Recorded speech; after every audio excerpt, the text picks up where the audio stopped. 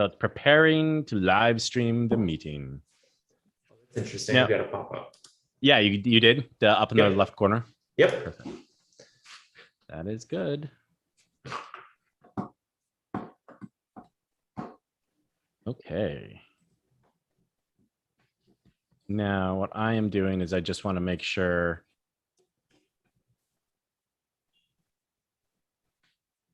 Okay. So it's showing your screen now, I believe.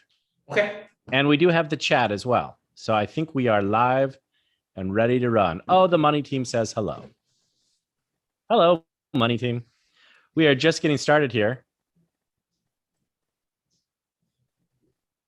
And now, is it going to focus on me? Let's see.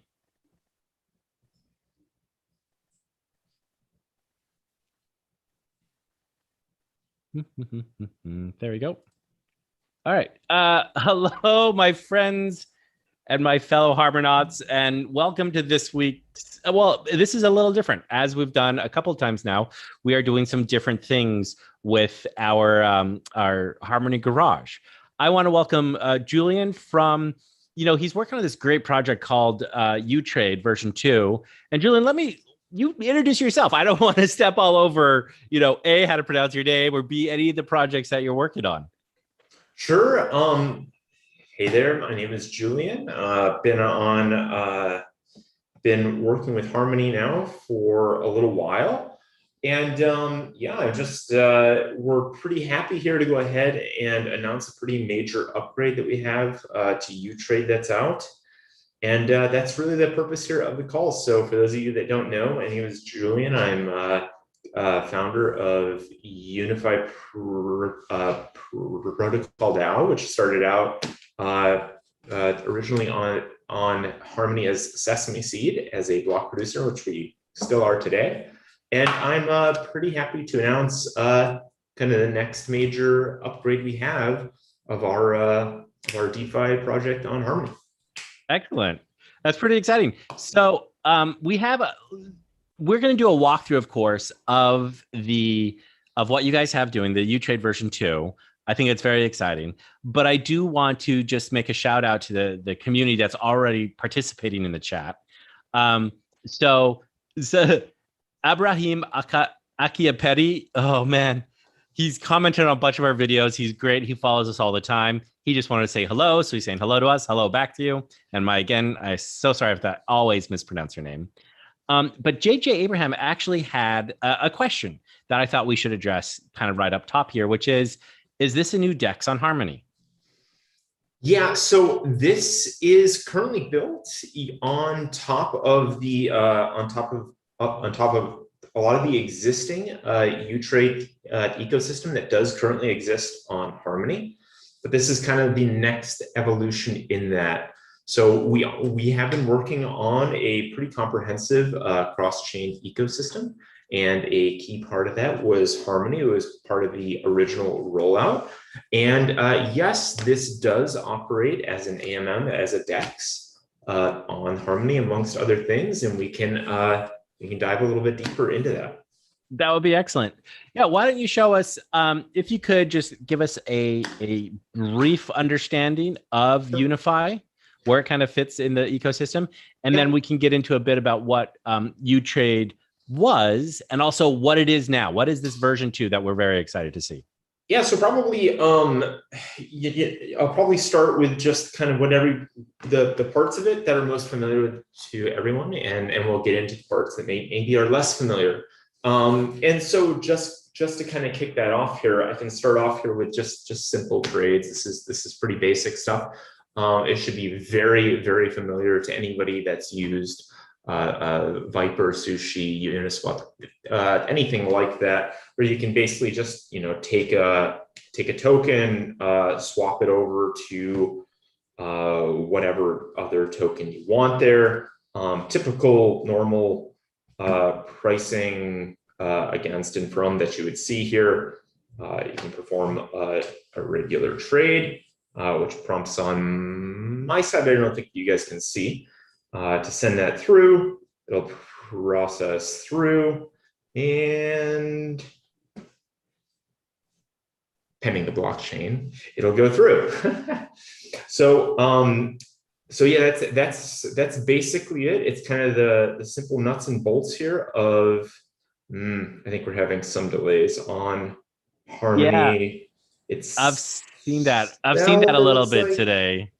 Yeah, that's all right. I think I was seeing this happening before too, but yeah, it seems hung a little. Let me just see here. There we go. Huh, that's kind of interesting. I wonder what that is. But anyways, okay. So normal swap transactions, as you typically expect, you can add and provide liquidity. This is all something else that you would typically see. We have, some APR, APY data there, which I'll get into in a second. You can see kind of details on some of the tokens that are here, how things are trading, prices and whatnot, and you can add your own tokens here. So we can make a new pool. So like one, and I think Viper is pretty common. Yeah. So you can, I think I'm seeing something with the balances still. That's all right. Interesting. All right. So anyways, you can add tokens here, kind of a typical approval process, which I did on my side. I don't think you guys can see. It approves the transaction, and afterwards submit. It'll add it directly into the as you would expect. And then from there, users can come on in and trade against it, etc. So as that goes in, I'll go ahead and dive into kind of the next step in that, is talking about how transaction fees work here, which is quite different than a lot of the other AMMs and exchanges that you would be familiar with, as well as some of the incentives for liquidity providers that we have, which are quite a bit different. So just kind of diving into that a little bit deeper here. Typically, the way that rewards work on an AMM is what they do is they take the actual reward, or I should say, they take the actual transaction fee and they inject it directly into one side of the pair. So what that means is, let's say that you're going to trade a one Viper token. The transaction fee may come out as Viper or one, and what it will do is just inject that fee directly into one side of the pair. So if you're a liquidity provider, what that does is it means that your LP token now has more value. And that's essentially how you would earn fees in a normal token pairing. That's not the way that it works here.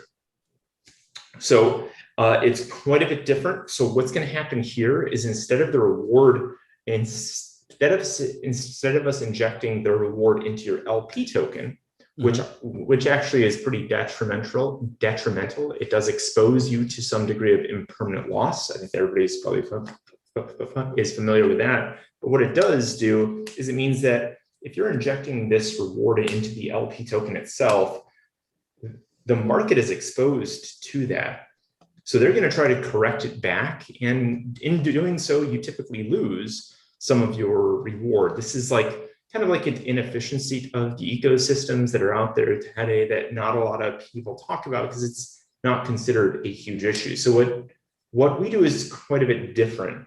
You can see here that on this BUSD1 token that I'm a part of, I've actually begun to earn some rewards. Instead of it coming in as one side of the pair, I do actually earn this UP token. And UP token is quite a bit different than other incentive tokens. Essentially, what this is a true pegged token. So it's backed by a real one. And the way that it's backed is it's backed by an ever increasing amount of one tokens. So whereas it would start out initially when we first launched at 1-to-1 with one, what happens is, as trades go in, as more is claimed, the value that backs the UP token goes up. But it's not just me saying this. This is actually a fundamental part of our of our of the ecosystem that we have. So I'll go ahead and kind of show some of that looks like here. So I think we're still having, some kind of network issues. Yeah, we may be having a handful of network issues. But we do have, of course, as always, our community is fantastic. And JJ Abraham in the chat recommends switching the RPC URL to, but then it's blank. So I don't know if he's going to throw in something new in there or not. Okay, that's a good one, and I will in a moment. But it looks like while it's working, I'll go ahead and take advantage of that. So as you can see here, I do have some up currently in my account.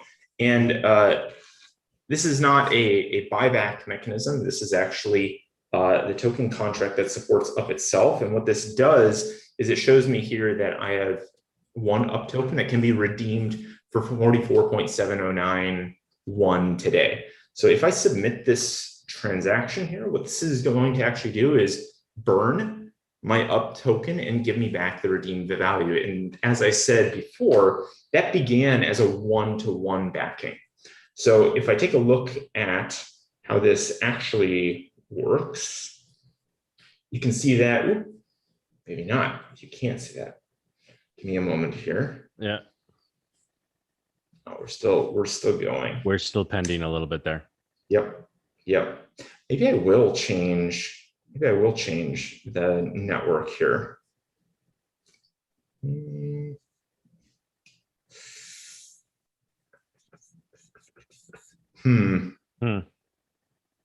Well, while we're thinking about walking through this, the technical difficulties of an amazing blockchain that is just getting more and more popular, which is always fun. We always have to deal with this sort of stuff, a little bit of growing pains. Why don't you walk me through a little bit about, talk to me a little bit more about the fact that up was 1-to-1, but now it's 44-to-1. So what happened in the intervening? Is it just the fact that the up decreased in volume, like there just is not as many ups because they've been redeemed so much, or there's just like, what is that backing it? What's making the increase in value? So what's actually happening here is every time, let me go back into this, every time that you perform a trade, what's going to happen is some transaction fee is charged. Let's say that $1 is charged in one token. What's going to happen is it's going to go out and mint $1 worth of up, and it's going to mint it at the redeem value. So let's say the redeem value is 1. Well, a share of that is going to go into actually pushing the redeem value up. And the way that it does that is off of a simple price discovery mechanism. So if there is 1 up in circulation and $1 backing up, it's 1-to-1. If there are 2 up and $10 backing it, it's worth $5-to-1. So fairly simple. But the way that it works is as transactions go through, as volume goes through, well, what this will do is it'll continue to push the redeem value of up higher and higher. And this just simply works over time until we get to the point that we're at today, which is essentially where now 1 up token is in fact backed by about 44.5 or so ones. Yeah. No, that's good. Yeah. So that's basically the way that this ecosystem works. And so if I can take a look at some of the token transactions here, but I don't know if I can do that either. Okay. Interesting. That's fine. That's okay.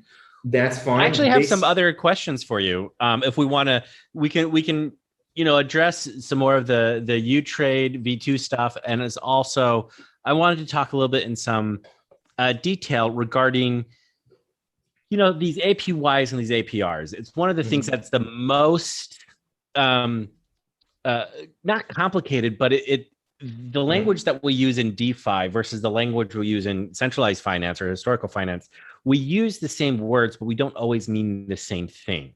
Yeah. So do you mind walking us through a little bit? So it says the last 24 hour, there's a 43% APY for the pair of USDC to 1.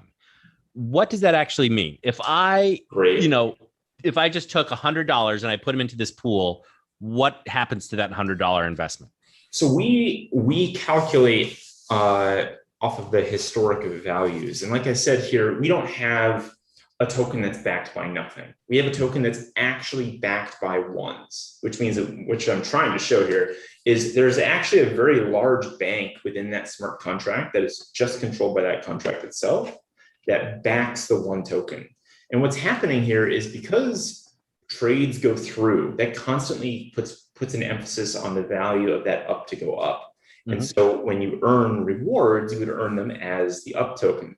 So not just do you earn more up tokens themselves, but the value of the up token itself does also go up.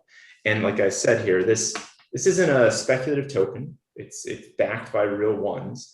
And so when we talk about APR, APY for us, we don't have a budget set aside to making sure it goes up. We don't have a boosted concept like that to make sure that it's constantly cycling up. Instead, this is real based off of the LP within that token pair.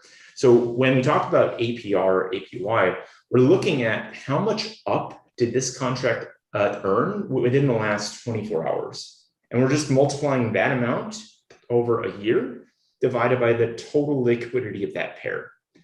And that's simply it. So it's the dollars earned in the last 24 hours annualized versus the dollar value of that pair, and that's APR. APY is a pretty simple formula that just compounds that, and it compounds it every day, basically. Right. It's a compounded date. It's a compounded date. Interesting. Yeah. No, I think that's helpful because that's always something that I like to dig into, because we have a lot of people, especially right now, as we have more and more new blood coming into Harmony, we have more and more new people coming into DeFi, and them understanding everything about how this works. And the fact that we use language in slightly different ways, it ends up being vital that we walk through, okay, look, these are the pieces that we need to understand. Now, exactly. Did you just switch over to the Binance Smart Chain so you can show? Yeah, I basically just switched over to BSC. So basically what this is here is it works identically. It's the exact same ecosystem. And I think you could see here from my dropdown, you can see all of the different chains and variations that we have here. So obviously we've been on Harmony for some time. This is the version 1 that we've had there, which some of the users may be familiar with. And we're currently going through our V2 upgrade, and that does include what's going on right now. And so we have the exact same ecosystem that works everywhere else. It's meant to kind of plug into our some of this cross-chain functionality that we have, and that's basically how it works. Yeah, and so that was one of the reasons why we wanted to get on this call and this presentation, is to look at the difference between V1 versus V2. So since you brought up the V2 on the Binance chain, would you mind showing us what would be some of the differences that we could see once the V2 goes live on Harmony? Sure. So V2, yeah. So probably the most prominent difference that we're going to see is, as I showed before, the ability to make your own pair. So that's a very simple thing that you can do that I think a lot of people are very familiar with. They can go in and make their own pair. The other thing that we have here is this up icon that does tell you if it can actually mint the up token. If it is a token pair that doesn't have a native token base, let me find some examples here. Like this Super Farm Moondog pair doesn't have a BNB base, therefore it wouldn't mint up. So that's going to impact its ability to earn up. So that's something that's quite unique. And the other thing that's quite unique here is this super pair. Basically what this does is when the rest of these tokens mint some up, some share of that will go to a super pair.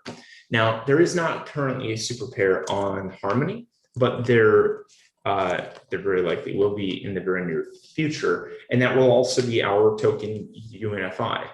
So UNFI is our primary governance token. I think that you can see some of that here on the side, some of the governance ecosystem that we have today. And basically what this does is the governance token does allow people to kind of vote how the ecosystem itself will operate. So we're going to actually deploy a token, a native version of UNFI onto Harmony in the near future. And once that does deploy there, that will become a super pair and also earn a share of these rewards. Nice. So just to recap, the super pair, that's determined by governance, or is that determined by what runs that to the ground? What makes something a super pair? It's currently just the UNFI token pairing. So just UNFI native token pair. So UNFI BNB, UNFI ETH, UNFI One, for example, would all be super pairs. Right. So for to run a parallel that we've seen on some of the other dexes, if we're looking at, for example, on Sushi, it would be a Sushi One would be your super pair. If it's on Viper, your Viper One would be the super pair. Exactly. Yep. Exactly. That's exactly right. So yeah, that's kind of how it works in a nutshell. And we're fairly excited about seeing the rollout go forward, and those rewards start to accumulate within the super pair. And from there, users can step in and start to earn a more accelerated rate of return. Excellent. Very cool. So I will make a call out to our great people over there in chat. If you guys have any specific questions you would like to ask, feel free to hop in there and we'll address it. Just so you know, the way that YouTube Live works is that we are about 20 seconds behind, or the chat is about 20 seconds behind what we're actually recording. So we'll get to your questions and comments in just a minute once they start flowing up. I did, and Julian, feel free you can stop sharing your screen. Sure. We can share it again if we want to show off some very cool things. Some of the things that I did want to talk a little bit about is, we know that DeFi is very, very prominent, especially right now on Harmony. We're doing a lot of very interesting things that are making a lot of the communities really happy. What do you think is the future with DeFi? Because right now, where we're sitting is we're talking about trading US dollars effectively for some sort of stable coin. And then once we get into the crypto universe, we're swapping and exchanging, but it's all staying within the crypto universe, right? Is there a future where this sort of these exchanges, this decentralized finance, are we going to reach out beyond the crypto melting pot? Well, I think the only way for that to actually happen is for it to become decentralized finance. I think arguably from my perspective, we don't have many examples of DeFi today. We see a lot of bridging transactions and things like that kind of do emphasize wrapped tokens, which there is a use for. But at the end of the day, the fact that it is decentralized does grant it some degree of value. And I think that's probably where the future is here, is the concept of decentralized finance is not new. And what that actually does is it allows people to take charge of their own personal finances. And obviously, the only way that you can do that from a personal perspective is if it is truly decentralized. So I think that further decentralization is something that we surely need. And from my perspective, that the key focal points on that would be this cat. No, I'm loving it. I wanted to make sure, I was going to point it out in just a second, how it's a fantastic cat. So the key points then would actually be, making sure people can have access to their funds in a trustless, decentralized way. I think that's extremely important. I think you're right. We do have a question from the chat.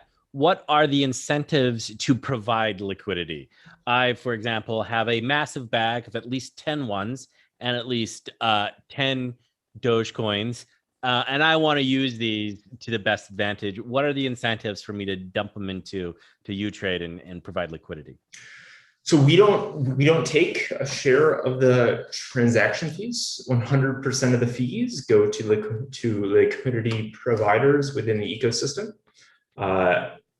On top of that, I like to think that we have probably the most sustainable ecosystem out there when it comes to AMMs. Obviously, like I said before, we don't have some inflationary token that's backed by our good word. We have a token that is backed by one. And so what it comes down to is, from my perspective, when you choose to participate with us versus someone else, what you're choosing to basically do is participate with an AMM that maybe is more sustainable, is not as susceptible to market forces and things like that. If something does go wrong, the token can always be redeemed for what it's backed by. So that's kind of the core concept there for me. I think I see it as the more sustainable option when it comes to DeFi, which is something that I think goes missing. Sushi Swap is obviously becoming extremely popular on Harmony, and I'm sure people have begun to experience the woes of impermanent loss. And I think that what people often don't know is there is no term impermanent gain. It doesn't make a difference. Once you jump into a DeFi concept, if the token price goes up, down, if it's different from where you got in, you will experience some amount of impermanent loss. And from my perspective, if we can take, at the very least, the rewards and remove them from the ecosystem of impermanent loss, that's a win. Right. And so that's our key difference here, right? Is yes, you can still play in the DeFi permanent loss game, but no, your rewards will not be subject to it. You will earn those, and that's it. That's it. That's excellent. Well, let me ask this one. Okay, so one of the things we noticed really quickly was if you were having a small issue with one network, you were able to jump on to another network. This is proving more validation to this concept of a multi-chain future. Oh, yeah. But there are some people that say, no, it's going to be Ethereum all the way down. Bitcoin is going to assume everybody. There are all of these people who are saying maximalists. What do you think is going to be the watershed moment? Hello, Kitty. The watershed moment where we actually start either believing that it is a multi-chain world, or we start realizing, no, Ethereum has us all around the throat, and it's just a matter of time. Oh, it's already a multi-chain concept. Look at Bitcoin. That right there will prove the concept itself. Bitcoin is Binance Smart Chain. There's tons of blockchains that have taken on a greater share.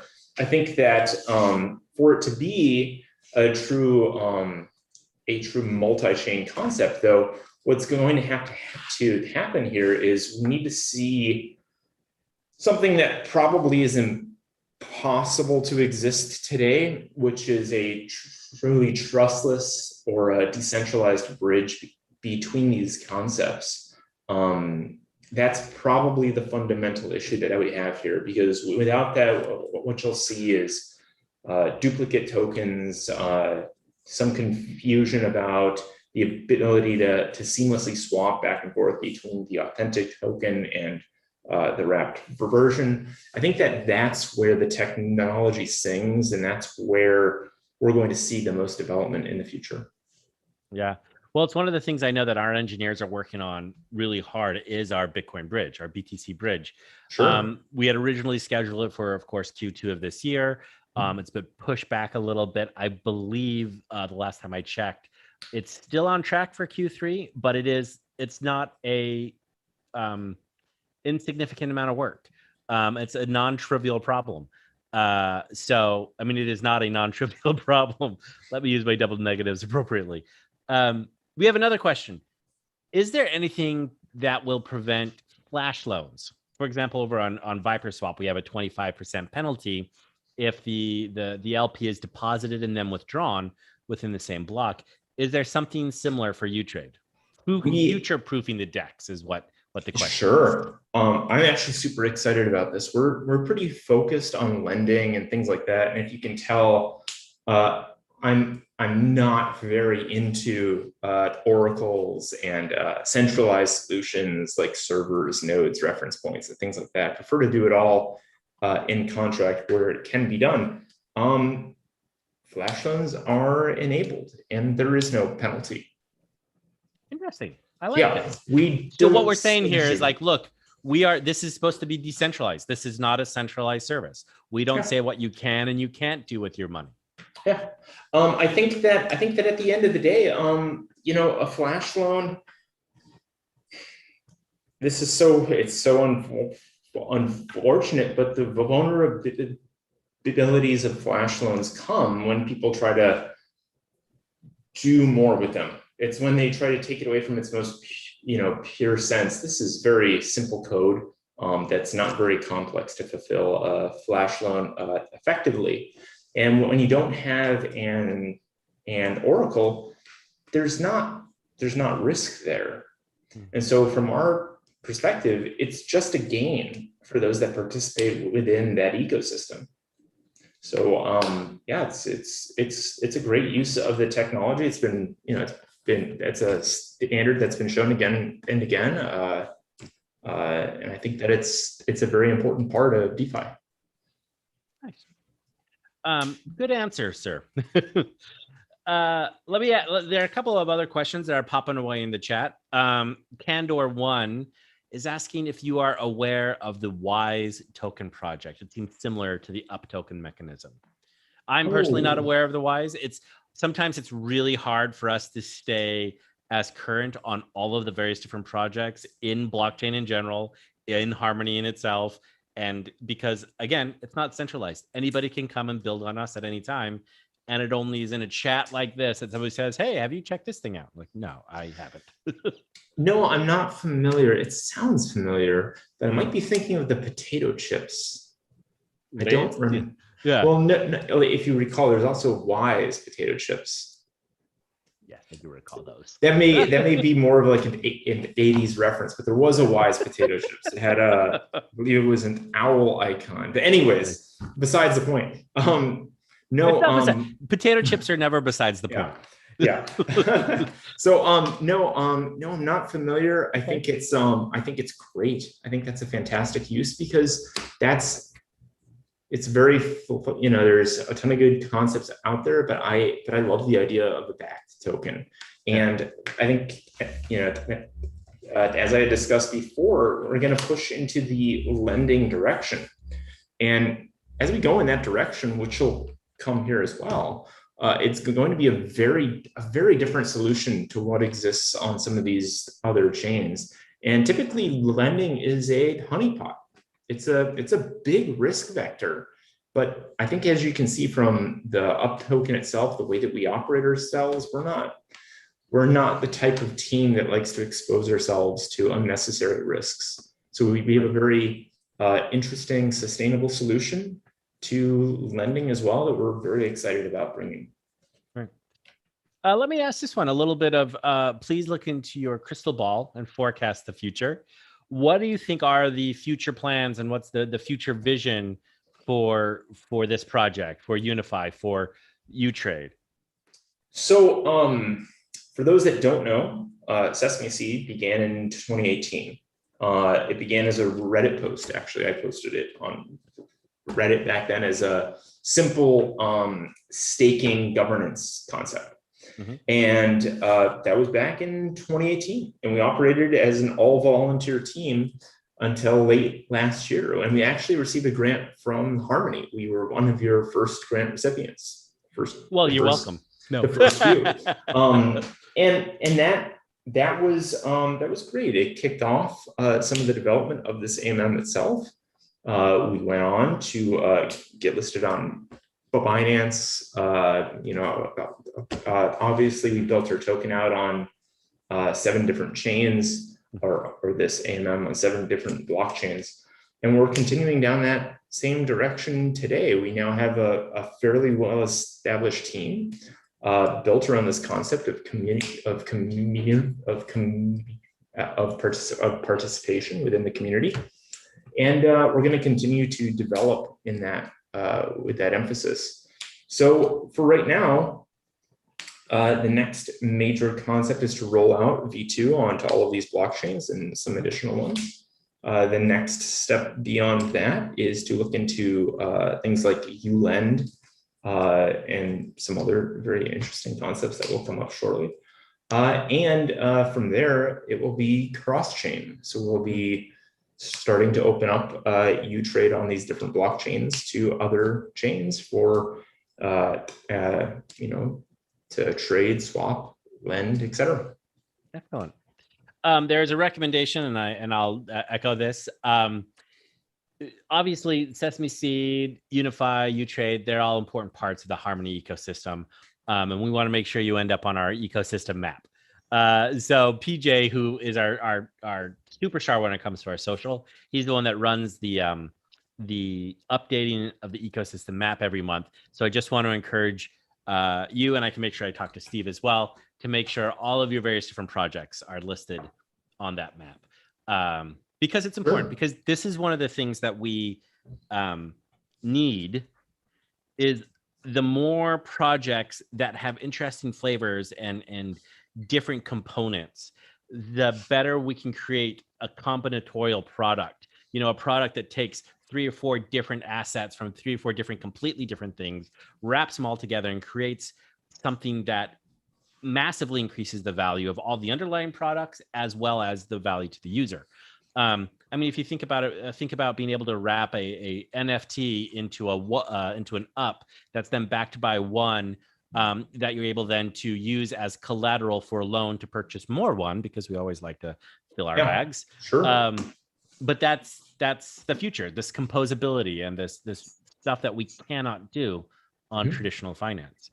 But to do that, we need projects like yours. Yeah, absolutely.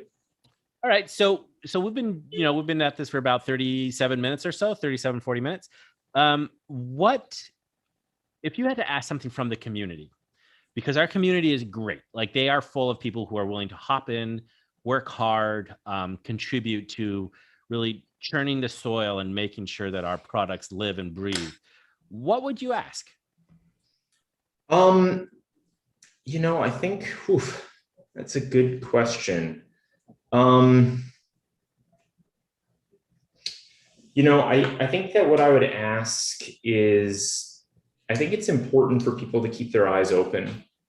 It's very easy, to kind of continue to fall into the same things that you're looking at, to continue to research what you're in. It's this confirmation bias concept, and I would say it's fair to ask questions. I think that's probably the most important thing that you can do, and it's fair to ask a concept how they're going to solve various issues in DeFi today, how they're going to solve various issues in proof of stake today, and things like that. And I think that's fantastic. I would continue to encourage that, because that's how we found our success, is just continuing to ask those kinds of questions. I love it. One of my favorite podcasts I listen to is done by a woman named Ali Ward. It's called Ologies, and she interviews a ologist or an ologite every single week, and that's just somebody who specializes in this particular area, right? So it's a volcanologist or a marine biologist or whatever. And her tagline for the show is "Ask smart people stupid questions," and I fully support this idea. And importantly, part of this is 2 aspects that I like to see in our community that I think we have in our community. Number one, it's the curiosity. I know you have a cat there, and I hopefully won't kill it, but I love the curiosity of people asking the questions and trying to figure out and wrap their heads around some relatively complex concepts.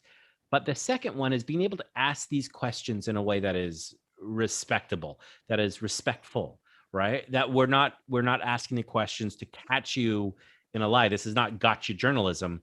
This is a help me understand so that I may also join you there in that project that you're working on. And I think those two aspects are two things about our community that I really like, and I love to see more. So cool. Very cool. I think that'll do it for today. Sounds good. Julian, again, thank you so much for your time. I'm sorry we had a handful of technical problems, but that's okay. We roll with the punches. We like that. To all of our friends here in the chat, I appreciate you guys all joining us.